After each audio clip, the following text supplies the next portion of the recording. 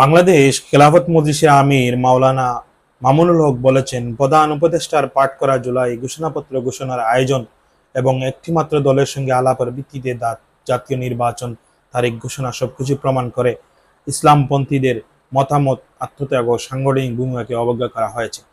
এটি শুধু দুঃখজনক নয়, বরং গণতান্ত্রিক মূল্যবোধ, ঐতিহাসিক বাস্তবতা এবং জনগণের আকাঙ্ক্ষার প্রতি চরম অবহেলার শামিল। তিনি বলেন, জুলাই গণ অভ্যুত্থানে যারা রক্ত দিয়েছে, আলেম ওলামা, মাদ্রাসা শিক্ষক ও ছাত্র, প্রবাসী এবং অনলাইন অ্যাক্টিভিটিস ভূমিকাকে সম্পূর্ণভাবে উপেক্ষা করা হয়েছে।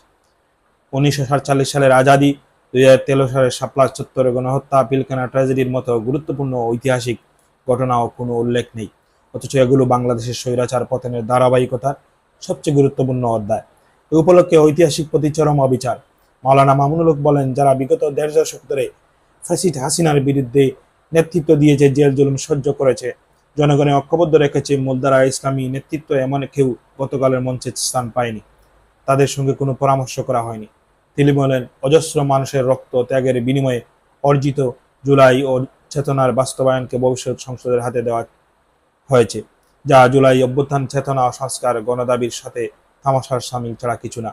তিনি বলেন, আমরা দল বাংলাদেশ খেলাফত মজলিস মনে করে প্রকৃত সংস্কার, ফাঁসিবাদ বিচার, জাতীয় ঐক্য এবং নির্বাচন পূর্ব একটি লেভেল প্লেইং ফিল্ড ছাড়া কোনো অংশগ্রহণ নির্বাচন সম্ভব নয়।